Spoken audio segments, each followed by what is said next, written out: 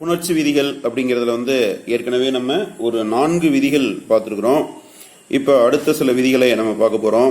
பாருங்க, இந்த சொல் பாருங்க, பள்ளி கூட்டல் தோழன் இருக்கா. பள்ளி என்பது நிலைமொழி, தோழன் என்பது வருமொழி.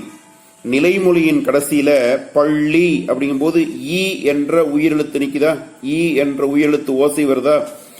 பள்ளி அப்படிங்கும் போது ஈல முடியுது. எனவே நிலைமொழியின் கடைசியில் உயிர் ஓசை வருகிறது.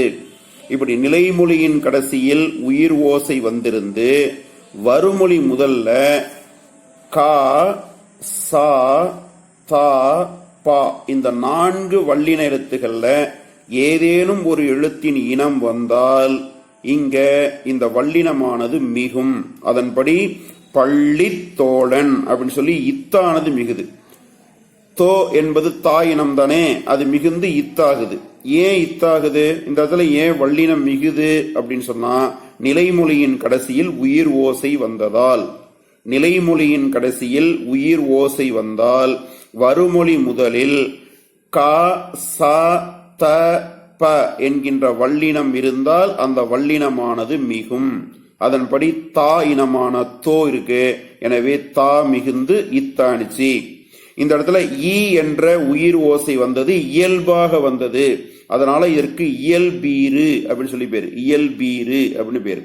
இயல்பீருன்னா என்ன, பள்ளி அப்படின்னு சொல்லும் போது ஏதேனும் ஒரு விதிப்படி இங்க உயிர் ஓசை வரல, தானா அமைஞ்சது.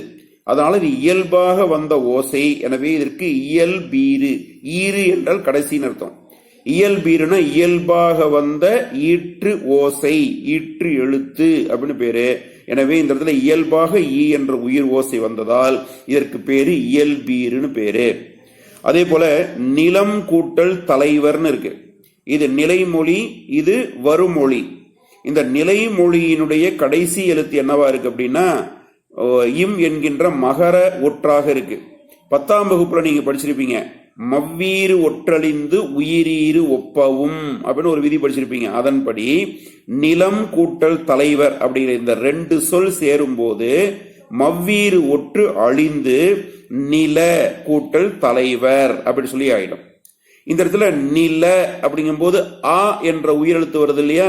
இந்த ஆ என்ற உயிரெழுத்து ஏன் வந்துச்சுன்னா விதியின்படி வந்துச்சு. என்ன விதி, மவ்வீறு ஒற்றழிந்து உயிரீறு ஒப்பவும் என்ற விதியின்படி நிலைமொழி ஈட்டில் ஆ என்ற உயிர் ஓசை வந்திருக்கு. எனவே இதற்கு விதியீருன்னு பேரு. இது இயல்பா வந்த ஈ, எனவே இது இயல்பீரு.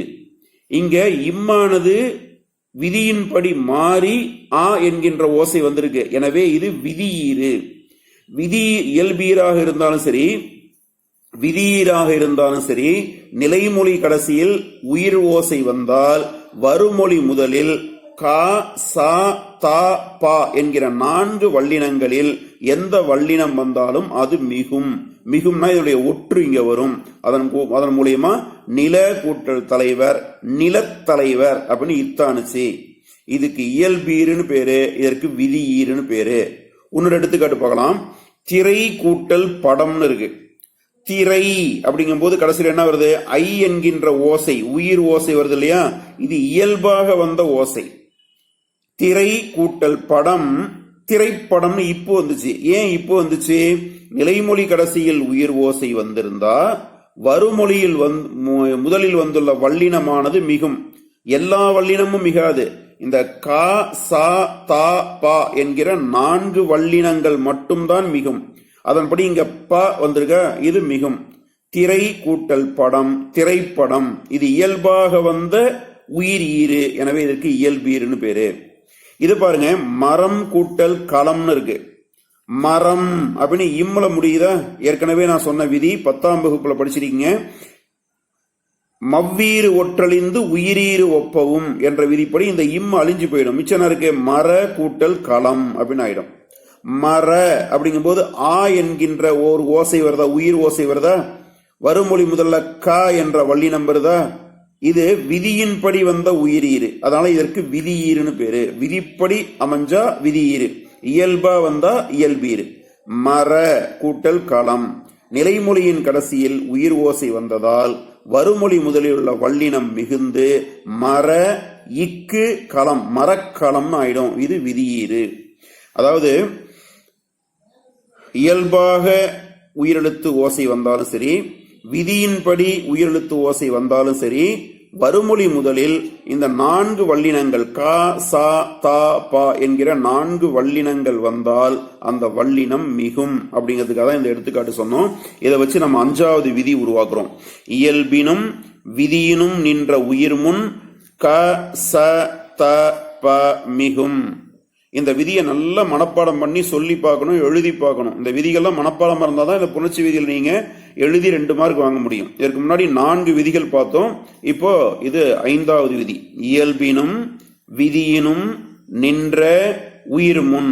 பாருங்க, இது இயல்பா நின்ற உயிர், இது விதிப்படி நின்ற உயிர். இதான் இங்க சொல்றாங்க. இயல்பினும் விதியினும் நின்ற உயிர் முன் வருமொழி முதல்ல கா சா தா பா வந்தா அது மிகும். இதான் பொருள். இயல்பினும் விதியினும் நின்ற உயிர் முன் க ச த ப மிகும். இந்த விதியை நல்லா மனப்பாடம் பண்ணி சொல்லி பாருங்க, எழுதி பாருங்க. அடுத்து எடுத்துக்காட்டு பாருங்க.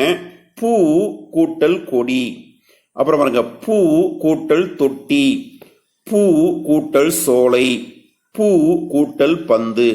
இது நிலைமொழி, இது வருமொழி. எல்லாத்துலயும் இப்படிதான். நிலைமொழி எல்லாம் என்ன இருக்கு? பூ அப்படிங்கிற எழுத்து நிலைமொழிகளாக இருக்கு. நிலைமொழியில் பூ எழுத்து, பூ என்ற எழுத்து வந்திருந்து வருமொழி முதலில் வல்லினம் வந்தால் இந்த வல்லினம் மிகும். இது ஒரு விதி. இன்னொன்னு, இந்த வல்லினத்திற்கு இனமான மெல்லினம் மிகும். அது ஒரு விதி. பெரும்பாலும் அந்த வல்லினம் மிகுவதை விட வல்லினத்துக்கு இனமான மெல்லினம் மிகுதல் தான் இயல்பான விஷயம். அது 2மே தெரிஞ்சு வச்சீங்க. ஆனா விதி எப்படின்னா, இந்த மெல்லினம் தான் இங்க மிக வேண்டும் அப்படிங்கிறது விதி. ஆனா நாம வழக்கத்துல சொல்லிட்டு இருக்கும் போது இப்படியும் சொல்றோம். அதாவது வல்லினம் மிகுந்த மாதிரி வல்லினத்திற்கினமான மெல்லினம் மிகும். பூ கூட்டல் கொடிய பூக்கொடி அப்படின்னு சொல்லலாம், பூங்கொடின்னு சொல்லலாம். ஏன் சார் இங்கு வந்துச்சு? காவுக்கு இனமான எழுத்து இங்கு. கா எங்கெல்லாம் வருதோ அங்கெல்லாம் இங்கு வரும். நீங்க பார்த்திருப்பீங்க, கங்கு, பொங்கு, சங்கு, அது மாதிரி கொங்கு, அது மாதிரி எங்கெல்லாம் கா வருதோ அங்கெல்லாம் அதுக்கு இனமான மெல்லின எழுத்தான இங்கு வரும். இதான் இன மெல்லின எழுத்துன்னு அர்த்தம். பூ பெயர் முன் இன மென்மையும் தோன்றும் அப்படிங்கிற விதிப்படி நிலைமொழியில் பூ என்ற எழுத்து வந்திருந்தால் வருமொழி முதலில் உள்ள வல்லினத்திற்கினமான மெல்லினம் மிகும் அப்படிங்கிறது விதி. அதன்படி இந்த இடத்துல இங்கு வந்துச்சு. இது மாதிரியும் வரலாம். அதாவது வல்லினம் மிகுந்து வரலாம். கா என்கிற வல்லினம் மிகுந்து இக்காயி பூக்கொடின்னு வரலாம். ஆனா பெரும்பாலும் இது வழக்கத்துல வர்றதில்லை. பூங்கொடின்னு தான் சொல்லணும். மெல்லினம் மிகுதல் தான் இயல்பு. அதே போல பாருங்க, பூ கூட்டல் தொட்டி. இந்த தா மிகுந்து பூத்தொட்டின்னு ஆகலாம்.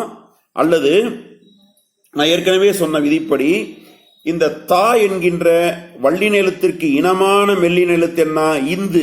அந்த இந்து மிகுந்து பூந்தொட்டி அப்படின்னு ஆகலாம். எங்கெல்லாம் தா வருதோ அங்கெல்லாம் இந்து வரும்.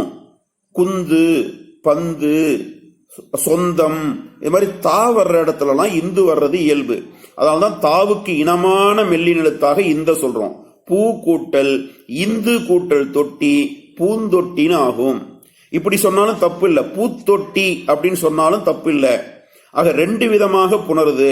வருமொழி முதலில் உள்ள வல்லினம் மிகுந்து பூத்தொட்டின்னு ஆகலாம், அல்லது வருமொழி முதலில் உள்ள வல்லினத்திற்கெனமான மெல்லினம் மிகுந்து பூந்தொட்டி அப்படின்னு சொல்லி ஆகலாம். பூ கூட்டல் சோலை. இந்த இடத்துல பூ என்ற நிலைமொழி வந்திருக்கு. இங்க சா என்கிற வல்லினம் வந்திருக்கு. பூ கூட்டல் சோலை பூச்சோலை அப்படின்னு சொல்லி இச்சும் வரலாம். அல்லது சாவுக்கு இனமான மெல்லினத்து இஞ்சு இல்லையா? எங்கெல்லாம் சா வருமோ அங்கெல்லாம் இஞ்சு வரும். கொஞ்சு, பஞ்சு, அது மாதிரி சா வர இடத்துல இஞ்சு வரும். பூ கூட்டல் சோலை பூஞ்சோலை அப்படின்னு மாறும். பூ கூட்டல் பந்து பூப்பந்துன்னு மாறலாம். பாவுக்கு இனமான மெல்லினம் இம்மு. எங்கெல்லாம் பா வருதோ அங்கெல்லாம் இம் வரும். பம்பு, கொம்பு, வம்பு, பா வர்ற இடத்துலலாம் இம் வரும். பூ கூட்டல் பந்து பூம்பந்து. ஆக இங்க இருக்கக்கூடிய வல்லினம் மிகுந்தும் புணரலாம், இங்க இருக்கக்கூடிய வல்லினத்திற்கு இனமான மெல்லினம் மிகுந்தும் புணரலாம். ஆனா விதிப்படி என்ன அப்படின்னா மெல்லினம் புணர வேண்டியதுதான் விதி. இது இயல்பாக வருவது. இப்படி சொன்னா தப்பு இல்லை. ஆனா வழக்கத்தில் இப்படி சொல்வதில்லை. இப்படிதான் நம்ம சொல்றோம். இதை வச்சு ஒரு விதி, என்ன விதின்னா பூப்பெயர் முன் இனமென்மையும் தோன்றும். பூப்பெயர்னா என்ன? நிலைமொழியில் பாருங்க எல்லாம் பூ பூ பூன்னு பூ என்ற எழுத்து வந்திருக்கு. இது மாதிரி நிலைமொழியில் பூ என்ற எழுத்து வந்து வருமொழி முதலில் வல்லினம் வந்தால் அந்த வல்லினத்திற்கினமான மெல்லினம் மிகும் அப்படிங்கிறதா இந்த விதியோட பொருள். பூப்பெயர் முன் இனமென்மையும் தோன்றும். இந்த விதியை நல்ல மனப்பாடம் பண்ணீங்க. இது 6வதாக நாம் பார்த்த விதி. பாருங்க, வாய் கூட்டல் ஒளி அப்படின்னு சொல்லியிருக்கு. இது நிலைமொழி, இது வருமொழி. நிலைமொழியின் கடைசியில ஒரு மெய்யெழுத்து இருக்கு, வருமொழி முதலில் வந்து உயிரெழுத்து இருக்கு. நீங்க சின்ன கிளாஸ்லயே படிச்சிருப்பீங்க. உடல் மேல் உயிர் வந்து ஒன்றுவது இயல்பே என்ற விதிப்படி ஈ கூட்டல் ஓ சமம் யோ, வாயொலி அப்படின்னு சொல்லி ஆயிடும். இதற்கு மெய்யீற்று புணர்ச்சின்னு பேர். மெய்யெழுத்து கடைசியில வருது இல்லையா, அதனால இது மெய் ஈற்று புணர்ச்சி. ஈற்று அப்படின்னாலே கடைசி எழுத்துன்னு அர்த்தம். மெய்யீற்று புணர்ச்சி, மெய்யெழுத்தை கடைசியாக கொண்டிருக்கிற 2 எழுத்துக்களை வந்து சேர்த்தல் அப்படின்னு அர்த்தம்.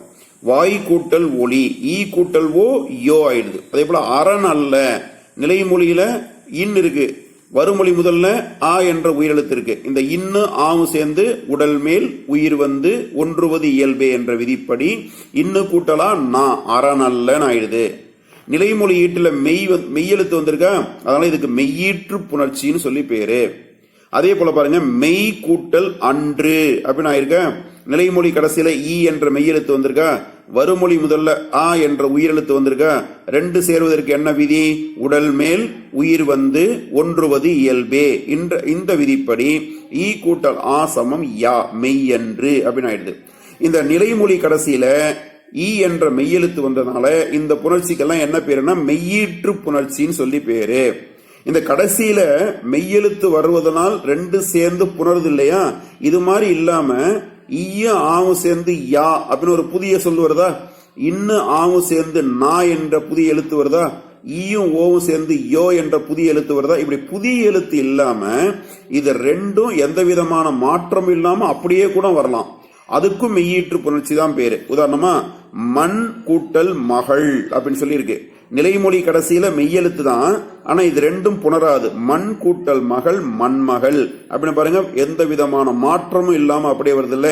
இது மாதிரி நிலைமொழி கடைசியில மெய்யெழுத்து வந்து வருமொழி முதலோடு சேருகிற போது புணர்ந்தாலும் சரி, புணரவில்லை என்றாலும் சரி, இதற்கு மெய்யீற்று புணர்ச்சின்னு பேரு. இப்ப இது மாதிரி நிலைமொழி கடைசியில மெய் வந்து வருமொழி முதல்ல உயிர் வர்றதுக்கு என்ன விதி வச்சிருக்கோம்?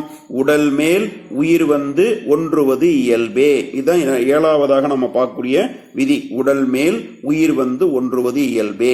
இந்த புணர்ச்சிக்கு என்ன பேரு? மெய்யீற்று புணர்ச்சி. மெய்யீற்று புணர்ச்சி என்றால் என்ன, விளக்கம் தருக அப்படின்னு சொல்லி கேள்வி கேட்டாங்க அப்படின்னு சொன்னா நீங்க இதை எடுத்துக்காட்டாக வச்சு நீங்க இதை எழுதணும். அதுக்கு அடுத்து பாருங்க ஒரு சான்று. கல் கூட்டல் அதர் அப்படின்னு சொல்லிருக்கு. அதர் என்றால் வழி என்று பொருள். தமிழ்ல அதர் அப்படின்னா வழின்னு அர்த்தம். கல் கூட்டல் அதர்னு இருக்கு. பாருங்க, நிலைமொழியில ஒரு குறில், அடுத்து வந்து ஒரு மெய்யெழுத்து. அப்புறம் இதையும் கவனிங்க, வருமொழி முதல்ல உயிர் வந்திருக்கு. நல்லா கவனிக்கணும். தனிக்குறிலை அடுத்து ஒரு மெய்யெழுத்து வந்திருந்து வருமொழி முதலில் உயிர் வந்தால் இந்த மெய்யெழுத்தானது இரட்டிப்பாகும். இது இல்லு இன்னொரு இல்லாகும். தனிக்குறில் முன் ஒற்று உயிர்வரின் இரட்டும். எது இரட்டும்? இந்த இல் என்ற மெய்யெழுத்து பாருங்க 2ஆ வந்துடும். கல் கூட்டல் ஆதர். அதுக்கப்புறம் நிலைமொழி கடைசியில மெய் இருக்கு, வருமொழி முதல்ல உயிர் இருக்கா, அதுல உடல் மேல் உயிர் வந்து ஒன்றுவது இயல்பே. இல்லு கூட்டலா லா ஆயிடும், கல்லதர். அப்ப இந்த இடத்துல இரட்டிப்பதற்கு தான் இப்ப நாம புதுசா ஒரு விதியை கண்டுபிடிக்கிறோம். இந்த மெய்யெழுத்து இரட்டிக்குது இல்லையா, இரட்டிப்பாகுது இல்லையா, இதற்கு தான் ஒரு மெய்யெழுத்து ஒரு விதியை நம்ம கண்டுபிடிக்கிறோம். தனிக்குறில் முன் ஒற்று உயிர்வரின் இரட்டும் அப்படின்னா என்ன அர்த்தம்? நிலைமொழியில் தனிக்குறிலை அடுத்து ஒரு மெய்யெழுத்து வந்தால் அந்த மெய்யெழுத்தானது வருமொழி முதலில் உயிர் வந்தால் இரட்டிக்கும். அதன்படி கல் 2 இல்ல ஆயிடுச்சு, கூட்டல் அதர். அதுக்கப்புறம் உடல் மேல் உயிர் வந்து ஒன்றுவது இயல்பே என்ற விதிப்படி இந்த கடைசியில் இருக்கிற மெய்யெழுத்தும் இந்த உயிரெழுத்தும் புணர்ந்து இல்லு கூட்டலா லான் ஆயிடும், கல்லதர், கல்வழி அப்படின்னு அர்த்தம். அடுத்து பாருங்க, வின் இடி. வின் கூட்டல் இடின்னு இருக்க. பாருங்க, தனிக்குறில் வி, வி என்பது குறில், இன் என்பது மெய்யெழுத்து. அப்ப நிலைமொழியில் தனிக்குறிலை அடுத்து ஒரு மெய்யெழுத்து வருது.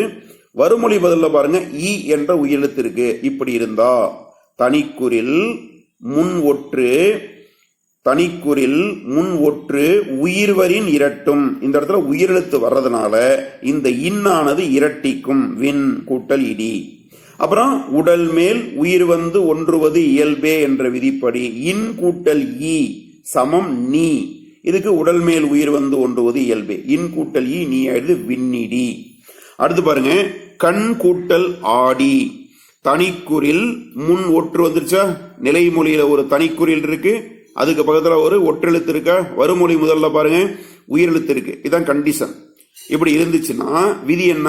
தனிக்குறில் முன் ஒற்று உயிர்வரின் இரட்டும் என்ற விதிப்படி இந்த இடத்துல உயிரெழுத்து வந்ததுனால இந்த இன்னானது பாருங்க இங்க இரட்டித்து கண் கூட்டல் ஆடின்னு ஆயிடுச்சு.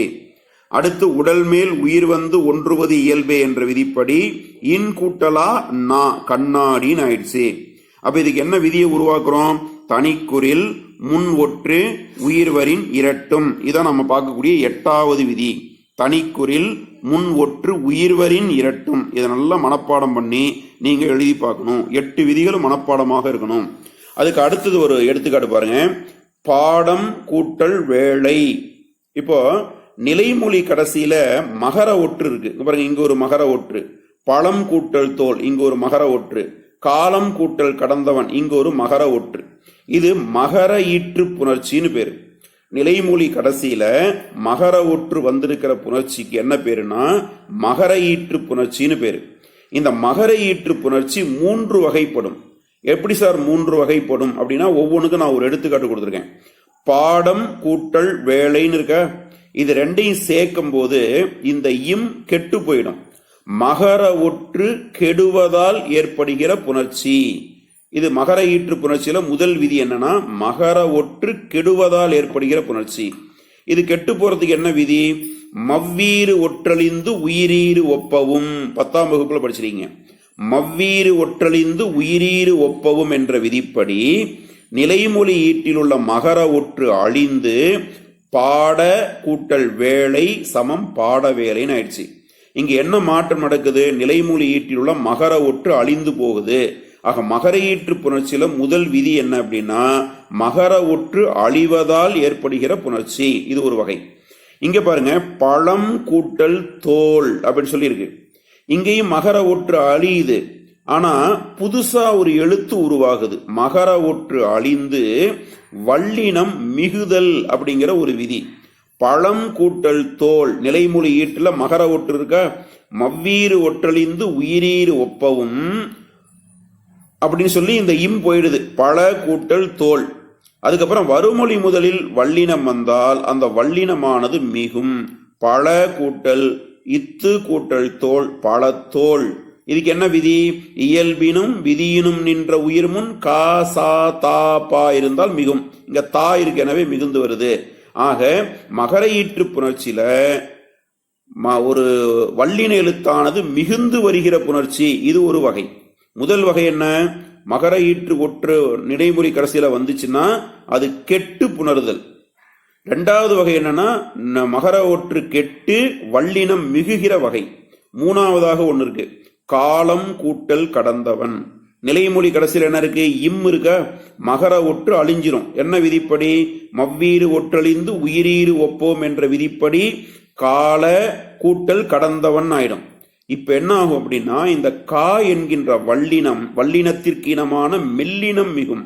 அப்ப கால கூட்டல் இங்கு கூட்டல் கடந்தவன். காவுக்கு இனமான மெல்லினெழுத்து இங்கு. கா எங்கெல்லாம் வருதோ அங்கெல்லாம் இங்கு வரும். பங்கு, சங்கு, கங்கு, பொங்கு எங்கெல்லாம் கா வருதோ அங்கெல்லாம் இங்கு வரும். அதனால இது இன எழுத்து. ஆக மவ்வீறு ஒற்று அழிந்தவுடன் வருமொழி முதலில் உள்ள வல்லினத்திற்கினமான மெல்லினம் மிகுந்து வருதல் அப்படின்னு சொல்லி ஒரு விதி. கால கூட்டல் இங்கு கூட்டல் கடந்தவன் காலங்கடந்தவன். ஆக மகர ஈற்று புணர்ச்சி 3 வகையாக புணரும். முதல்ல மகர ஒற்று அழிந்து புணருதல், மகர ஒற்று அழிந்து வல்லினம் மிகுந்து புணருதல், மகர ஒற்று அழிந்து வல்லினத்திற்கினமான மெல்லினம் மிகுந்து புணருதல் அப்படின்னு 3 வகைப்படும். இது 3க்குமே என்ன பேருனா மகர ஈற்று புணர்ச்சின்னு பேரு. இதுக்கு ஒரு விதி இருக்கு. மவ்வீறு ஒற்றழிந்து உயிரீறு ஒப்பவும் வன்மைக்கு இனமா திரிபவும். இந்த இம்மானது வருமொழி முதலுள்ள வன்னிலத்திற்கு இனமான மெல்லின மெய்யாக மாறுகிறது. இம்மானது இங்கா மாறுதான் வன்மைக்கு இனமா திரிபவும் ஆகும். இது 9வது விதி. இதை நல்லா மனப்பாடம் பண்ணிக்கணும். மவ்வீறு ஒற்றழிந்து உயிரீறு ஒப்பவும் வன்மைக்கு இனமா திரிபவும் ஆகும். நல்லா மனப்பாடம் பண்ணி எழுதி பாருங்க. இதோட 9 விதிகள் சொல்லியிருக்கோம். இன்னும் சில விதிகள் இருக்கு. அடுத்து பாருங்க, பெருமை கூட்டல் வழி அப்படின்னு சொல்லி ஒரு சொல்ல பிரிக்கிறோம் நம்ம. இதுல நிலைமொழி, இது வருமொழி. நிலைமொழி ஈட்டுல மை இருக்கு இல்லையா, இது ஈறுபோதல் என்ற விதிப்படி இது அழிஞ்சிடும். இது அழிஞ்சிட்டா மிச்சம் என்ன இருக்கும்? பெரு கூட்டல் வழி. பெரு கூட்டல் வழி பெருவழி. அப்ப இதுக்கு நம்ம பயன்படுத்துற விதி என்னன்னா ஈறுபோதல். இந்த ஈறுபோதல்ங்கிற விதி எந்த புணர்ச்சியில வரும் அப்படின்னா பண்பு பெயர் புணர்ச்சியில தான் வரும். 10ஆம் வகுப்புலயே நீங்க படிச்சிருப்பீங்க. நிலைமொழி ஈட்டில் மை விகுதி இருந்தாலே அது பண்பு பெயர்னு அர்த்தம். அப்ப இது பண்பு பெயர்ல மட்டும்தான் இந்த ஈறுபோதல் வரும், வேற எந்த புணர்ச்சியிலையும் வராது. இதனால தெரிஞ்சு வச்சுக்கணும். இப்ப நம்ம பார்க்க போறது எல்லாமே பண்பு பெயர் புணர்ச்சி தான். பண்பு பெயர் புணர்ச்சியில முதல்ல நம்ம பயன்படுத்துற விதி ஈறுபோதல். நிலைமொழி ஈட்டில் மை விகுதி இருந்தால் அது ஈறுபோதல் விதிப்படி கெட்டு பெரு கூட்டல் வழி என்றாகும். அது பெருவழி ஆகும். அடுத்து பாருங்க, பெருமை கூட்டல் அன் அப்படின்னு சொல்லி இருக்கு. ஈறுபோதல் விதிப்படி மை போனா மிச்சம் நாடும் பெரு கூட்டல் அண்ணா பெரு கூட்டல் அன். இந்த பெரு கூட்டல் அண்ணுல பெரு அப்படிங்கும் போது ஊ இரு கூட்டல் ஊதானே ரூ. இந்த ஊ ஆனது அழிஞ்சு போயிடும். இந்த ஊ ஆனது அழிஞ்சு போய் ஈ இங்க சேர்ந்துக்கும். அதாவது இடை உகரம் ஈயாதல் அப்படின்னு சொல்லி ஒரு விதி இருக்கு. இது பண்பு பெயர் புணர்ச்சியில மட்டும்தான் வரும். இங்க இருக்கிற ஊ என்ற எழுத்தானது ஈ என்ற எழுத்தாக மாறும். அப்ப இரு கூட்டல் ஊ அப்படிங்கிறது இரு கூட்டல் ஈன்னு மாறின என்ன ஆகும்? ரீ ஆயிடும். இடை உகரம் ஈயாதல் என்ற விதிப்படி இந்த உகரமானது ஈயாக திரிந்து இரு கூட்டல் ஈ ரீ என ஆகும். இது பெரி கூட்டல் அன். இப்போ நிலைமொழி ஈட்டுல பெரி அப்படிங்கும் போது ஈ என்ற எழுத்து ஓசை வருதா, ஈ என்ற உயிரெழுத்து வருதா? இங்க ஆ என்ற உயிரெழுத்து இருக்கா? 2 உயிரும் புணராது, 2 உயிரும் ஒன்று சேராது. அப்ப 2 உயிரையும் ஒன்னு சேர்க்கணும்னா நடுவுல ஒரு மெய் வரணும். அதுக்கு உடம்படு மெய்னு பேரு. உடம்படு மெய்யாக இங்க என்ன வரும்? முன்னையே ஒரு விதி பார்த்தோம். ஈ ஐ வழி எவ்வும். நிலைமொழி ஈட்டுல ஈ என்ற எழுத்து இருந்தால் இங்க இது உடம்படு மெய்யாக ஈ என்ற யகர ஒற்று தான் வரும். யகர ஒற்று வரும். அதன்படி பெரி கூட்டல் ஈ கூட்டல் அன்னார்கும். அடுத்து உடல் மேல் உயிர் ஒன்றுவது இயல்பே என்ற விதிப்படி ஈ கூட்டல் ஆசமம் யா பெரியன் அப்படின்னு மாறிடும். இங்க நாம பார்த்த புது விதி என்ன அப்படின்னா இடை உகரம் ஈயாதல். அதான் நம்ம இங்க பார்க்கணும். இடை உகரம் ஈயாதல். அப்ப பண்பு பெயர் புணர்ச்சியில நம்ம 2 விதி பார்த்திருக்கோம். ஒன்னு ஈறுபோதல், இன்னொன்னு இடை உகரம் ஈயாதல். இந்த 2மே பண்பு பெயர் புணர்ச்சியில மட்டும்தான் வரும், வேற எங்கேயும் வராது. இதெல்லாம் நீங்க 10ஆம் வகுப்புல படிச்சிருக்கீங்க. அடுத்த ஒரு எடுத்துக்காட்டு பாருங்க. முதுமை கூட்டல் ஊர் அப்படின்னு சொல்லி ஒரு சொல்ல பிரிக்கிறேன். முதுமை நிலைமொழி, ஊர் வருமொழி. நிலைமொழி ஈட்டுல மை இருக்கா? அப்ப ஈறுபோதல் விதிப்படி நிலைமொழி ஈட்டில் உள்ள மை விகுதி கெட்டு முது கூட்டல் ஊர்னு மாறுமா? முது கூட்டல் ஊர். இந்த மு அப்படிங்கிறது இருக்கு இல்லையா, இந்த மு அப்படிங்கிறது இம்மு கூட்டல் ஊ தானே. இந்த ஊ ஆனது இம்மு கூட்டல் ஊ அப்படின்னு நீண்டு ஒலிக்கும். இதுக்கு ஆதி நீடல்னு பேரு. ஆதி எழுத்துனா முதல் எழுத்துன்னு அர்த்தம். இந்த முதல் எழுத்து நீண்டு ஒலிக்கும். மு அப்படிங்கிறது மூ அப்படின்னு சொல்லி நீண்டு ஒலிக்கும். மூது கூட்டல் ஊர். இது என்ன விதி? ஆதி நீடல் என்ற விதிப்படி முது கூட்டல் ஊர் என்பது மூது கூட்டல் ஊர் என்று ஆனது. அதுக்கப்புறம் ஒரு தனி நெடிலுக்கு பிறகு வல்லினம் ஏறிய உகரம் வந்தால் அந்த உகரமானது போயிடும் இல்லையா? வருமொழி முதல்ல உயிரெழுத்து வந்தா இந்த உகரம் கெட்டுடும் பார்த்திருக்கோம். என்ன விதி? உயிர்வரின் உக்குரல் மெய்விட்டோடும் என்ற விதிப்படி வருமொழி முதலில் உயிரெழுத்து வந்ததால் நிலைமொழி ஈட்டில் உள்ள உகரம் கெட்டு மிச்சம் இத்து மட்டும் வரும். இந்த தூ அப்படிங்கிறது என்ன அப்படின்னா தூ சமம் தூ கூட்டல் ஊ இல்லையா? இந்த தூ கூட்டல் ஊ தானே, சாரி இத்து கூட்டல் ஊ. இத்து கூட்டல் உ. இத்து கூட்டல் ஊ தானே து. இந்த உகரம் போனா மிச்சம் என்ன இருக்கு? இத். மூத் கூட்டல் ஊர். அப்புறம் உடல் மேல் உயிர் வந்து ஒன்றுவது இயல்பே என்ற விதிப்படி இந்த மெய்யும் இந்த உயிரும் ஒன்று சேர்ந்து இத்து கூட்டல் ஊ தூ அப்படின்னு ஆயிடும், மூதூர். அப்ப இங்க நாம பயன்படுத்துற விதி என்னன்னா, ஆதி எழுத்து நீண்டு ஒலிக்கிறதுனால ஆதி நீடல் என்கிற விதியை பயன்படுத்துறோம். இதுவும் பண்பு பெயர் புணர்ச்சியில மட்டும்தான் வரும், வேற எங்கேயும் வராது. இப்ப நாம பண்பு பெயர் புணர்ச்சியில 3 விதி பார்த்திருக்கோம். அடுத்து பாருங்க, பசுமை கூட்டல் தமிழ் அப்படின்னு சொல்லி ஒரு சொல் பிரிக்கிறோம். இது நிலைமொழி, இது வருமொழி. நிலைமொழி கடைசியில மை விகுதி இருக்கா, கெட்டு போயிடும். ஈறுபோதல் விதிப்படி மை கெட்டு பசு கூட்டல் தமிழ் என ஆனது. இந்த பா இருக்கு இல்லையா, பா சீக்வல் டு இப்பு கூட்டல் ஆதனை, இப்பு கூட்டல் ஆ. இந்த இப்பு என்ன ஆயிடும், இப்பு கூட்டல் இந்த ஆ என்ன ஆகும், ஐன்னு சொல்லி மாறும். பண்பு பெயர் புணர்ச்சியில அடி அகரம் ஐயாதல் என்று ஒரு விதி இருக்கு. ஆ என்கின்ற முதலெழுத்தில் இருக்கிற ஒரு பகுதி ஐ என்கிற எழுத்தாக மாறிடும். அதன்படி பசு என்பது பைசு அப்படின்னு மாறும். பைசு கூட்டல் தமிழ். அதுக்கப்புறம் இந்த சூ இருக்கு இல்லையா, இது இணையவும் என்ற விதிப்படி உகரமானது சகரத்தோடு கெட்டு பை கூட்டல் தமிழ் என ஆகும்.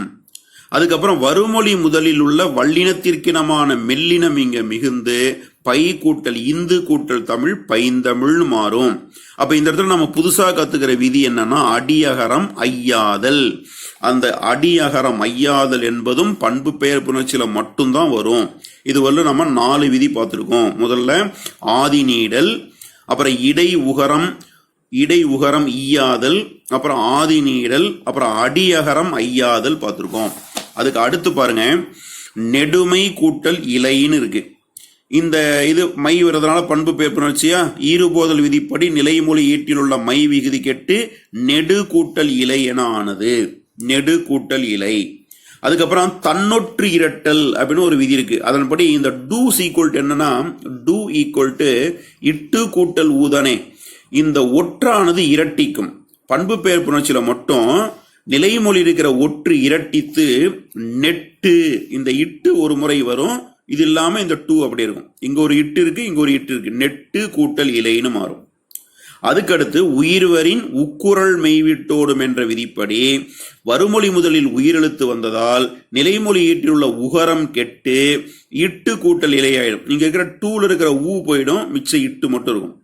அதுக்கப்புறம் உடல் மேல் உயிர் வந்து ஒன்றுவது இயல்பே என்ற விதிப்படி இட்டு கூட்டல் ஈட்டி நெட்டிலை என புணரும். அப்ப இங்க நாம பார்த்த புதுசு என்ன அப்படின்னா, தன்னொற்று இரட்டல் அப்படிங்கிற விதியை புதுசா பார்க்கிறோம். பண்பு பெயர் புணர்ச்சியில மட்டும்தான் தன்னொற்று இரட்டல் வரும். பண்பு பெயர் புணர்ச்சி இல்லைன்னா தனிக்குறில் முன் ஒற்று உயிர்வரின் இரட்டும் அப்படிங்கிற விதி வரும். பண்பு பெயர் புணர்ச்சியில மட்டும் தன்னொற்று இரட்டல் வரும். அப்ப நாம இது வரணும் பண்பு பெயர் புணர்ச்சியில 5 விதிகள் பார்த்திருக்கிறோம். அடுத்து பாருங்க, செம்மை கூட்டல் தமிழ் அப்படின்னு இருக்கு. மை விகுதி வரதுனால இது பண்பு பெயர் புணர்ச்சியா, ஈறுபோதல் என்ற விதிப்படி மை விகுதி கெட்டு செம் கூட்டல் தமிழ் என ஆனது.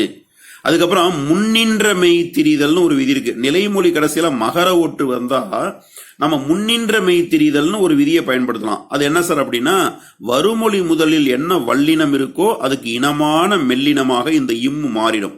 இதான் முன்னின்ற மெய் திரிதல். திரிதல்னா கெட்டு போறது இல்ல, ஒரு மெய்யெழுத்து இன்னொரு மெய்யெழுத்தாக மாறுதல். எப்படி மாறும், வருமொழி முதலுள்ள மெல்லினத்திற்கு இனமான மெல்லினமாக மாறும், வல்லினத்திற்கு இனமான மெல்லினமாக மாறும். தாவுக்கு இனமான மெல்லினம் இந்து, அதனால செந்தமிழ் என புணரும். இங்க நாம கத்துக்கிட்டது என்னன்னா, முன்னின்ற மெய்த்திரிதல் என்ற விதி. இதுவும் பண்பு பெயர் புணர்ச்சியில மட்டும்தான் வரும். இது வரலாம் 6 விதிகள் நம்ம பார்த்திருக்கிறோம். அடுத்தது கருமை கூட்டல் கடல்னு ஒரு சொல்ல பிரிக்கிறேன். மை விகுதி வர்றதுனால இது என்னது, பண்பு பெயர் புணர்ச்சி. ஈறுபோதல் விதிப்படி நிலைமொழி ஈட்டில் உள்ள மை விகுதி கெட்டு என்ன ஆகும், கரு கூட்டல் கடல் என ஆகும். அதுக்கப்புறம் இனமிகள்னு ஒரு விதி இருக்கு. இனமிகள்னா என்ன சார் அப்படின்னா, வருமொழி முதலில் நிலைமொழி கடைசியில உகரம் அப்படிங்கிற உயிரெழுத்து வர்றதுனால வருமொழி முதலில் உள்ள மெல்லினமானது வல்லினமானது மெல்லினமாக திரிந்து மிகுந்து, காவுக்கு இனமான மெல்லினெழுத்து இங்கு தானே, அது மிகும். கரு கூட்டல் இங்கு கூட்டல் கடல். இது எந்த விதிப்படி, இனமிகள். காவுக்கு இனமான மெல்லினம் இங்க வந்துரும். எப்போ, நிலைமொழி கடைசியில உயிரெழுத்து வந்து வருமொழி முதலில் வல்லினம் வந்தால் இந்த காவுக்கு இனமான மெல்லினம் மிகும். கருங்கடல். இது இதெல்லாம் பூசா கத்துக்கிறது. காவுக்கு இனமான ஒரு மெல்லின வரதால இனமிகள். அடுத்து பாருங்க, பசுமை கூட்டல் தளிர்னு ஒரு சொல்ல பிரிக்கிறோம். நிறைமொழி ஈட்டுல மை விகுதி இருக்கிறதுனால இது பண்பு பெயர் புணர்ச்சி. மை விகுதி போயிடுது. ஈறுபோதல் விதிப்படி நிலைமொழி ஈட்டில் உள்ள மை விகுதி கெட்டு பசு கூட்டல் தளிர் என ஆனது. அதுக்கப்புறம் பா என்பது பா அப்படிங்கிறது இப்பு கூட்டலாதானே. பண்பு பெயர் புணர்ச்சியில முன்னே என்ன பார்த்தோம்? அடியகரம் ஐயாதல்னு பார்த்தோமா. அதனால ஆவானது ஐயாக மாறும். பைசு கூட்டல் தளிர். அதுக்கப்புறம் சு என்பது என்ன ஆகும்? இணையவும் என்ற விதிப்படி இந்த சு ஆனது சகரத்தோடு கெட்டு சு போயிட்டு பை கூட்டல் தளிர் மட்டும் ஆகும். அதுக்கப்புறம் நிலைமொழியில ஐ என்ற உயிரெழுத்து இருக்கா, வருமொழி முதல்ல வல்லினம் இருக்கா. அப்ப இந்த வல்லினத்தினுடைய இனமான மெல்லினம் மிகும். பை கூட்டல் இந்து கூட்டல் தளிர் பைந்தளிர். ஆக இங்க நாம பார்த்த புதிய விதி என்னன்னா இணையவும். அப்ப நம்ம பண்பு பெயர் புணர்ச்சியில எத்தனை விதி பார்த்திருக்கோம் பாருங்க. ஈறுபோதல், இடையுகரம் ஈயாதல், ஆதி நீடல், அடியகரம் ஐயாதல், தன்னொற்று இரட்டல், முன்னின்ற மெய்த்திரிதல், இனமிகள், இணையவும், இத்தனையும் பார்த்திருக்கோம். இத்தனை விதிகளும் பண்பு பெயர் புணர்ச்சிக்கு மட்டும்தான் வரும். அதனால பண்பிற்கு இயல்பே. பண்பு பெயர் புணர்ச்சிக்குல இதெல்லாம் வருவது இயல்பான விஷயம். பண்பு பெயர் புணர்ச்சியில மட்டும்தான் இது வரும் அப்படிங்கறத நீங்க 10ஆம் வகுப்புலயே படிச்சிருக்கீங்க. மீண்டும் நான் இங்க சில எடுத்துக்காட்டுகள் சொல்லி நினைவுபடுத்தின, அவ்வளவுதான். அடுத்து நம்ம இன்னொரு புதிய ஒரு இலக்கணத்தை இப்ப நம்ம பார்க்க போறோம். இது உங்களுக்கு முற்றிலும் புதிதானது. இப்போ 11ஆம் வகுப்புல மட்டும் தான் நீங்க பாக்குறீங்க. பாருங்க, பக்கம் அப்படின்னு ஒரு சொல். இதை நான் எழுத்தெழுத்தா இப்ப பிரிக்க போறேன். எப்படி பிரிக்க போறேன்னா, பா எழுதிட்டேனா, இக்கு இங்க எழுதிட்டேனா, இந்த கா என்பது இக்கு கூட்டல் ஆதனை. அதனால காவை இக்கு கூட்டல் ஆணு பிரிச்சிருக்கேன். கடைசி இருக்கிற இம் எழுதியிருக்கேன். பாருங்க, பக்கம்ங்கிற சொல்ல பா கூட்டல் இக் கூட்டல் இக் கூட்டல் ஆ கூட்டல் இம் அப்படின்னு சொல்லி பிரிச்சிருக்கேன். இதுல நீங்க என்ன கவனிக்கணும் அப்படின்னா, 2 மெய்யெழுத்துக்கள் சேர்ந்து வருகின்றன. 2 மெய்யெழுத்துக்கள் இப்படி சேர்ந்து வந்தா இதுக்கு மெய் மயக்கம். மெய் மயக்கம் அப்படின்னு சொல்லி பேரு. அந்த இலக்கணம் தான் நம்ம பார்க்க போறோம். எப்படி திரும்ப சொல்றேன், ஒரு சொல்லை நான் தனித்தனியா பிரிக்கிறேன், எழுத்தெழுத்தா பிரிக்கிறேன். பா எழுதியாச்சு, இக்கு எழுதியாச்சு, கா என்பது உயிர்மை எழுத்து தானே, அது 2ஆ பிரிக்கலாம் இல்லையா. அல்ல இக்கு கூட்டல் ஆணு பிரிக்கிறேன், இந்த இம் எடுத்து எழுதிட்டேன். இது மாதிரி ஒரு எழுத்தை பிரிக்கும் போது, ஒரு சொல்ல பிரிக்கும் போது 2 மெய்யெழுத்துக்கள் அடுத்தடுத்து வந்தா அதற்கு மெய் மயக்கம்னு பேரு. அடுத்து ஒரு எடுத்துக்காட்டு பாருங்க, அச்சம்னு ஒரு சொல். இதை பிரிக்கிறேன் பாருங்க, ஆ கூட்டல் இச்சு. இந்த சா என்பது உயிர்மை எழுத்து இல்லையா, 2ஆ பிரிக்கலாம், இச்சு கூட்டல் ஆ, அப்புறம் இம். இப்படி பிரிச்சிருக்கனா. இப்போ இச்சு என்கின்ற மெய்யெழுத்து பகுதியில் இன்னொரு இச்சு வருது இல்லையா. இது மாதிரி ஒரு சொல்லினுடைய இடையில் 2 மெய்யெழுத்துக்கள் அடுத்தடுத்து வந்தால் இதற்கு மெய்மயக்கம் என்று பெயர். அதுக்கடுத்து பாருங்க, மொத்தம்னு ஒரு சொல். இது எப்படி பிரிக்கலாம், மோ கூட்டல் இத் கூட்டல் இத் கூட்டல் ஆ கூட்டல் இம்னு பிரிக்கலாம் இல்லையா. இந்த தா என்பது உயிர்மை எழுத்து, அதனால இதை இத்து கூட்டல் ஆன்னு பிரிக்கிறோம். மோ கூட்டல் இத் கூட்டல் இத் கூட்டல் ஆ கூட்டல் இம்னு பிரிக்கிறோமா. ஆக ஒரு சொல்லினுடைய இடையில 2 மெய்யெழுத்துக்கள் பாருங்க அடுத்தடுத்து வருது இல்லையா, இத்து இத்துன்னு. இது மாதிரி வந்தா இதுக்கு மெய் மயக்கம்னு பேரு. அதே போல அப்பம்னு ஒரு சொல். இது எப்படி பிரிக்கிறோம், ஆ கூட்டல் இப்பு. இந்த பாவை எப்படி பிரிக்கலாம், இப்பு கூட்டல் ஆ, கடைசி இருக்கிற இம். ஆக ஒரு சொல்லின் இடையில் 2 மெய்யெழுத்துக்கள் அடுத்தடுத்து வருது.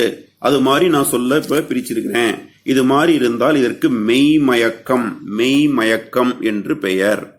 இதுல ஒரு சின்ன ஒரு வித்தியாசம் இருக்கு. என்ன அப்படின்னா, ஒரு சொல்லின் இடையில் 2 மெய்யெழுத்துக்கள் அடுத்தடுத்து வந்தால் மெய்மயக்கம்னு சொன்னேன் இல்லையா. இந்த மெய்யெழுத்துக்கள் ஒரே மாதிரி இருந்தால் இதற்கு உடனிலை மெய்மயக்கம்னு பேரு. பாருங்க, 2 இடத்துலயுமே இக்கு, 2 இடத்துலயுமே இச்சு, இத்தே அடுத்தடுத்து வருது, இப்பு அடுத்தடுத்து வருது. ஒரு சொல்லின் இடையில் மெய்யெழுத்துக்கள் அடுத்தடுத்து வந்தால் மெய்மயக்கம். அதுல ஒரு வகை என்னன்னா, ஒரே மாதிரியான மெய்யெழுத்துக்கள் அடுத்தடுத்து வந்தால் அதற்கு உடனிலை மெய்மயக்கம்னு பேரு. இதுல இன்னொரு விஷயம் தெரிஞ்சுக்கணும். இது மாதிரி உடனிலை மெய்மயக்கமாக என்ன மெய்யெழுத்து சார் வரும் அப்படின்னா, இக்கு இச்சு இத்து இப்பு இது மட்டும்தான் வரும். இட்டு இரும் வராது.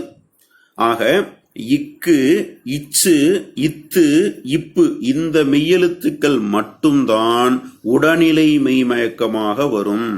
அப்ப நான் இந்த எடுத்துக்காட்டை வச்சு நான் உங்களுக்கு 3 விஷயம் சொல்லியிருக்கேன். என்ன அப்படின்னா, ஒரு சொல்லினுடைய இடையில் அடுத்தடுத்து மெய்யெழுத்துக்கள் வந்தால் அதற்கு மெய்மயக்கம் என்று பெயர். இது ஒண்ணு. இன்னொன்னு என்ன அப்படின்னா, அது மாதிரி வர்ற அடுத்தடுத்து வரக்கூடிய மெய்யெழுத்துக்கள் ஒரே மாதிரியான மெய்யெழுத்துக்களாக இருந்தால் அதற்கு உடனிலை மெய்மயக்கம்னு பேரு. மூணாவது விஷயம் என்ன அப்படின்னா, உடனிலை மெய்மயக்கமாக எந்த மெய் வரும்? எல்லா மெய்யும் வராது, 18 மெய்யெழுத்துக்களும் வராது. இக்கு, இச்சு, இத்து, இப்பு இந்த 4 மெய்யெழுத்துக்கள் மட்டும்தான் உடனிலை மெய்மயக்கமாக வரும். இதை நீங்க தெரிஞ்சுங்க. சரி, உடனிலை மெய்மயக்கம்னு இருக்குன்னா அப்புறம் வேறொரு வகை இருக்கா சார்? வேறொரு வகை இருக்கு. இங்க பாருங்க, தேர்தல் அப்படின்னு ஒரு சொல். இதை நான் பிரிக்கிறேன். தே, அப்புறம் இரு, தாவை எப்படி பிரிக்கலாம்? இத்து கூட்டல் ஆன்னு பிரிக்கலாம் இல்லையா? இத்து கூட்டல் ஆ. அதுக்கப்புறம் இல். இப்ப இருக்கு பக்கத்துல இத்து வருது. இது ரெண்டும் ஒரே மாதிரியான மெய்யெழுத்துக்களாக இல்ல, வேற வேறு மெய்யெழுத்துக்கள். ஒரு சொல்லின் இடையில் 2 மெய்யெழுத்துக்கள் அடுத்தடுத்து வந்தால் மெய்மயக்கம். அது அந்த மெய் ஒரே மாதிரியான மெய்யா இருந்தா உடனிலை மெய்மயக்கம், வேறு வேறு மெய்யாக இருந்தால் வேற்றுநிலை மெய்மயக்கம்னு பேரு. இங்க இருக்கு பக்கத்துல இத்து வந்திருக்கு, இருக்கு பக்கத்துல இரே வந்தா உடனிலை மெய்மயக்கம்.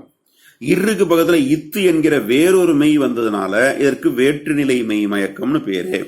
உயர்வு இந்த சொல்ல பிரிக்கிற பாருங்க. உ, ஈ, ஆ, இர், இவ், உ. பாருங்க, இருக்கு பக்கத்துல இவ் என்ற மெய்யெழுத்து வந்திருக்கு. ஒரு சொல்லின் இடையில் 2 மெய்யெழுத்துக்கள் அடுத்தடுத்து வந்தால் மெய்மயக்கம். ஆனா அந்த 2 மெய்யெழுத்துக்களும் வேற வேற மெய்யெழுத்துக்களாக இருந்தால் வேற்றில்லை மெய்மயக்கம். அடுத்து பாருங்க, வாழ்பவன். வா, இல், இப் கூட்டல் ஆ கூட்டல் இவ் கூட்டல் ஆ கூட்டல் இன் அப்படி பிரிக்கலாம். இதை பிரிக்கும் போது பாருங்க, இள்ளுக்கு பக்கத்துல இப்பு வந்திருக்கு. இல், அதுக்கப்புறம் இப்பு. அப்ப 2 மெய்யெழுத்துக்கள் ஒன்றாக வந்தால் மெய்மயக்கம்னு பேரு. 2 மெய்யெழுத்துக்களும் வேற வேற மெய்யெழுத்துக்களாக இருந்தால் வேற்றுநிலை மெய்மயக்கம்னு பேரு. சூழ்கன்னு ஒரு சொல் எப்படி பிரிக்கலாம்? சூ கூட்டல் இல் கூட்டல் இக்கு கூட்டல் ஆணு பிரிக்கலாமா? இள்ளுக்கு பக்கத்துல இக்கு வந்திருக்கு. அப்ப இல்லும் இக்கும் வேற வேற மெய்யெழுத்து இல்லையா? அதனால இது வேற்றிலை மெய்மயக்கம். ஒரு சொல்லின் இடையில் 2 மெய்யெழுத்துக்கள் சேர்ந்து வந்தால் அதற்கு மெய்மயக்கம்னு பேரு. அந்த மெய்யெழுத்துக்கள் வேற வேற மெய்யெழுத்துக்களாக இருந்தால் வேற்றிலை மெய்மயக்கம்னு பேரு. இதுல வேற ஒண்ணு நீங்க கவனிங்க, இந்த வேற்றிலை மெய்மயக்கமாக 2 மெய் மட்டும் தான் வரும். ஒன்னு இரு, இன்னொன்னு இல் என்கிற எழுத்து. இந்த 2க்கு பக்கத்துல தான் வேற ஒரு மெய் வந்தால் வேற்றிலை மெய்மயக்கம். இந்த 2 தான் வேற்றிலை மெய்மயக்கத்துல இந்த 2 மெய்யெழுத்து தான் வரும். பாருங்க, இருக்கு பக்கத்துல இத்து, இருக்கு பக்கத்துல இவ்வு, இள்ளுக்கு பக்கத்துல இப்பு, இள்ளுக்கு பக்கத்துல இக்கு. ஆக இந்த 2 மெய்யெழுத்து மட்டும்தான் வேற்றிலை மெய்மயக்கமாக வரும். கொஸ்டின் எப்படி கேட்பாங்க? வேற்றிலை மெய்மயக்கமாக வரும் மெய்யெழுத்துக்கள் யாவை? இர், இல். உடனிலை மெய்மயக்கமாக வரும் மெய்யெழுத்துக்கள் யாவை? இக்கு, இச்சு, இத்து, இப்பு. அப்ப நீங்க இந்த நீங்க தெரிஞ்சுக்க வேண்டியதுன்னா 3 விஷயம். என்ன அப்படின்னா, ஒரு சொல்லின் இடையில் மெய்யெழுத்துக்கள் தொடர்ந்து வந்தால் அதற்கு மெய்மயக்கம் என்று பெயர். ஒரு சொல்லின் இடையில் வேறு வேறு மெய்யெழுத்துக்கள் சேர்ந்து வந்தால் அதற்கு வேற்றுநிலை மெய்மயக்கம் என்று பெயர். இந்த வேற்றிலை மெய்மயக்கமாக இர், இல் ஆகிய 2 மெய்யெழுத்துக்கள் மட்டுமே இடம்பெறும். ஆக 3 விஷயத்தை நீங்க இதுல தெரிஞ்சுக்கிறீங்க. இதுல 2 மார்க் கொஸ்டின் எப்படி கேட்பாங்கன்னா, உடனிலை மெய்மயக்கத்தை சான்றுடன் விளக்குக. இங்க வேற்றிலை மெய்மயக்கத்தை சான்றுடன் விளக்குக.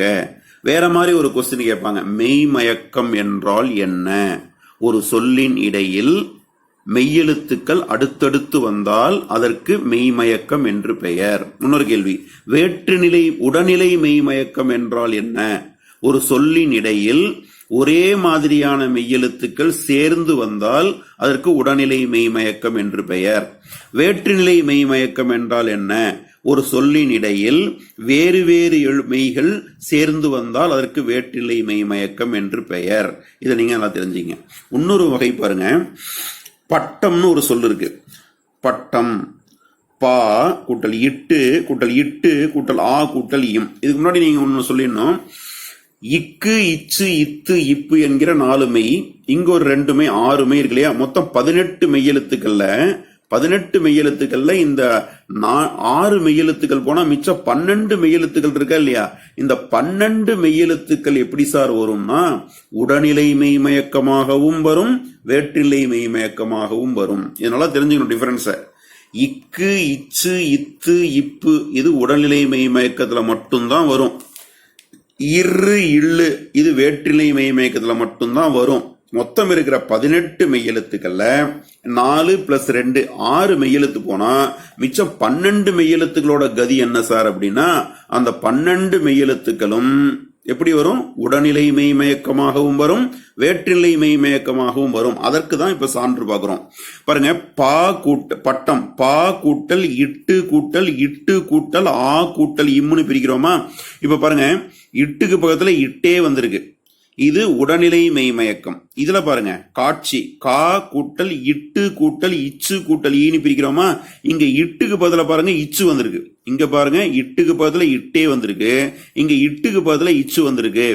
அப்ப இந்த 12 மெய்யெழுத்துக்கள்ல 12 மெய்யெழுத்துக்களும் உடனிலை மெய்மயக்கமாகவும் வரும், வேற்றிலை மெய்மயக்கமாகவும் வரும். உடல்நிலை மெய்மயக்கம்னா என்ன? 2 மெய்கள் ஒரே மாதிரி சேர்ந்து வந்தால் உடல்நிலை மெய்மயக்கம். 2 மெய்யெழுத்துக்கள் வேற வேற மாதிரி சேர்ந்து வந்தா அதற்கு வேற்றிலை மெய்மயக்கம். இட்ட பொறுத்தவரையிலும் பாருங்க ஒரே மாதிரியும் வந்திருக்கு, வேறுபட்டும் வந்திருக்கா? அதனாலதான் இந்த 4 + 2 6 போக மற்ற 12 மெய்யெழுத்துக்களும் உடனிலை மெய்யெழுத்தாகவும் வரும், வேற்றிலை மெய்யெழுத்தாகவும் வரும், மெய்மயக்கமாகவும் வரும்.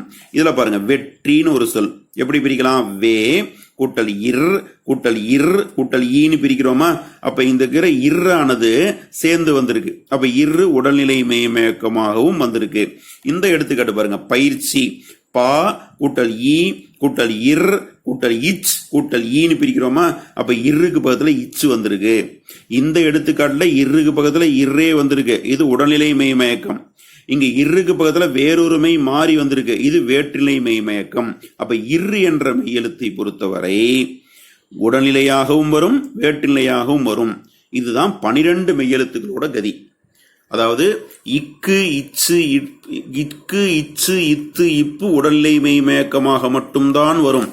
இரும் இள்ளும் வேற்றிலை மெய்மயக்கமாக மட்டும்தான் வரும். இந்த 4 + 2 6 போக 18 மெய்யெழுத்துக்கள்ல மிச்சம் இருக்கிற 12 மெய்யெழுத்துக்கள் வேற்றுநிலை மெய்மயக்கமாகவும் வரும், உடல்நிலை மெய்மயக்கமாகவும் வரும் அப்படின்னு நீங்க தெரிஞ்சுக்கணும். அடுத்து இன்னும் ஒரே ஒரு செய்தி இருக்கு. என்ன செய்தி அப்படின்னு சொன்னா பாருங்க, காய்ச்சல் அப்படின்னு ஒரு சொல். இதை நான் பிரிக்கிறேன். கா கூட்டல் ஈ கூட்டல் ஈச் கூட்டல் ஈச் கூட்டல் ஆ கூட்டல் இல், இப்படி பிரிக்கலாம் இல்லையா? காய்ச்சல் இப்படிதானே பிரிக்க முடியும். இதுல பாருங்க, ஈ என்ற மெய்யெழுத்துக்கு பதிலாக இச்சு என்ற மெய்யெழுத்து, அதுக்கப்புறம் இச்சு என்ற மெய்யெழுத்து. இந்த சொல்ல பொறுத்தவரையிலும் 3 மெய்யெழுத்துக்கள் தொடர்ச்சியாக வந்திருக்கா? ஒரு சொல்லின் இடையில் 3 மெய்யெழுத்துக்கள் தொடர்ச்சியாக வந்தால் அதற்கு ஈரொற்று மெய்மயக்கம் என்று பெயர். ஒரு சொல்லின் இடையில் 3 மெய்யெழுத்துக்கள் தொடர்ந்து இடம்பெறுமானால் இதற்கு ஈரொற்று மெய்மயக்கம் என்று பெயர். அந்த ஈரொற்று மெய்மயக்கத்துல 2 மெய்யெழுத்துக்கள் ஒரு மாதிரியும் இன்னொரு மெய்யெழுத்து வேறையாகவும் இருக்கும். அடுத்து பாருங்க, உயர்ச்சி எப்படி பிரிக்கலாம்? ஊ கூட்டல் யா கூட்டல் இர் கூட்டல் இச் கூட்டல் இச்சு கூட்டல் ஈனி பிரிக்கலாமா? இங்க பாருங்க, இரு இச்சு இச்சு 3 மெய்யெழுத்து சேர்ந்து வருதா? இப்படி வந்தா இதுக்கு ஈரொற்று மெய்மயக்கம்னு பேரு. அதுல ஒரு மெய் வேறையா இருக்கும், 2 மெய்யெழுத்துக்கள் ஒரே மாதிரி இருக்கும். இங்க பாருங்க, வீழ்ச்சி எப்படி பிரிக்கலாம்? வி கூட்டல் இல் கூட்டல் இச் கூட்டல் இச்சு கூட்டல் ஈனி பிரிக்கிறோமா? இங்க பாருங்க, இந்த 3 மெய்யெழுத்துக்களும் சேர்ந்து வருது. இப்படி ஒரு சொல்லின் இடையில் 3 மெய்யெழுத்துக்கள் தொடர்ந்து இடம்பெறுமானால் இதற்கு ஈரொற்று மெய்மயக்கம்னு பேரு. இப்போ இன்னொரு செய்தி என்ன அப்படின்னு சொன்னா, இந்த ஈரொற்று மெய்மயக்கம் இந்த 3 மெய்யெழுத்துல மட்டும்தான் வரும். 3 மெய்யெழுத்துல மட்டும்தான் வரும். எதுல வரும்? ஈல வரும், இருல வரும், இழுல வரும். வேற எந்த மெய்யெழுத்துக்கு பக்கத்துலயும் ஈரொற்று வராது. இந்த 3 மெய்யை தவிர மற்ற அடுத்து வருதுல 2 மெய், அது ஒரே மாதிரியா இருக்கும். பாருங்க, ஈக்கு பக்கத்துல 2 இச்சு, இருக்கு பக்கத்துல 2 இச்சு, இழுக்கு பக்கத்துல 2 இச்சு. ஆக ஈரொற்று மெய்மயக்கம்னா கண்டிப்பாக ஈ இருக்கும், இல்லைன்னா இரு இருக்கும், இல்லைன்னா இள்ளு இருக்கும். இந்த 3 மெய்களோட தான் மற்ற மெய்கள் சேர்ந்து வருமே தவிர இந்த 3 மெய்கள் இல்லாம ஈரொற்று மெய்மயக்கம் கிடையாது.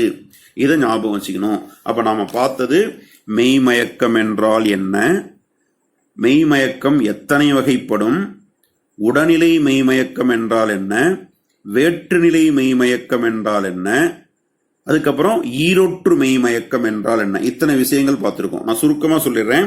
மெய்மயக்கம் என்றால் என்ன அப்படிங்கிற கேள்விக்கு பேர் என்ன சொல்லணும்னா, ஒரு சொல்லின் நடுவில் 2 மெய்யெழுத்துக்கள் தொடர்ந்து இடம்பெறுமானால் அதற்கு மெய்மயக்கம் என்று பெயர். மெய்மயக்கம் எத்தனை வகைப்படும், அவை யாவை அப்படின்னு கேள்வி கேட்டா மெய்மயக்கம் 2 வகைப்படும். ஒன்று உடனிலை மெய்மயக்கம், ஒன்றொன்று வேற்றுநிலை மெய்மயக்கம். உடனிலை மெய்மயக்கம் என்றால் என்னன்னு கேட்டா, ஒரு சொல்லின் இடையில் 2 மெய்யெழுத்துக்கள் ஒரே மாதிரி இடம்பெற்றால் அதற்கு உடனிலை மெய்மயக்கம் என்று பெயர். வேற்றுநிலை மெய்மயக்கம் என்றால் என்ன அப்படின்னு கேள்வி கேட்டா, ஒரு சொல்லின் இடையில் வேறு வேறு மெய்கள் தொடர்ந்து இடம்பெற்றால் அதற்கு வேற்றுநிலை மெய்மயக்கம் என்று பெயர். அதுக்கடுத்து ஈரொற்று மெய்மயக்கம் என்றால் என்ன அப்படின்னா, ஒரு சொல்லின் இடையில் 3 மெய்யெழுத்துக்கள் தொடர்ந்து இடம்பெறுமானால் அதற்கு ஈரொற்று மெய்மயக்கம் என்று பெயர். இது இல்லாம எக்ஸ்ட்ரா என்ன சொல்லியிருக்கேன்னா, உடனிலை மெய்மயக்கமாக இக்கு இச்சு இத்து இப்பு மட்டும்தான் வரும். அதே போல வேற்றுநிலை மெய்மயக்கமாக இரு இழு மட்டும்தான் வரும். இந்த 4+2 6 மெய்யெழுத்து போக 18ல் 6 போனா மிச்சம் 12 இருக்குல்ல, இந்த 12 மெய்யெழுத்துக்கள் உடனிலை மெய்மயக்கமாகவும் வரும், வேற்றுநிலை மெய்மயக்கமாகவும் வரும். அதே போல ஈரொற்று மெய்மயக்கமாக ஈ இர் இல் கண்டிப்பாக இடம்பெறும். இந்த ஈ இர் இல் இல்லாம ஈரொற்று மெய்மயக்கம் வராது. இந்த ஒரு மெய்யை தவிர மற்ற 2 மெய்கள் என்னவாக வரும்னா ஒரே மாதிரியான மெய்யெழுத்தாக வரும். இது ஞாபகம் வச்சுங்க.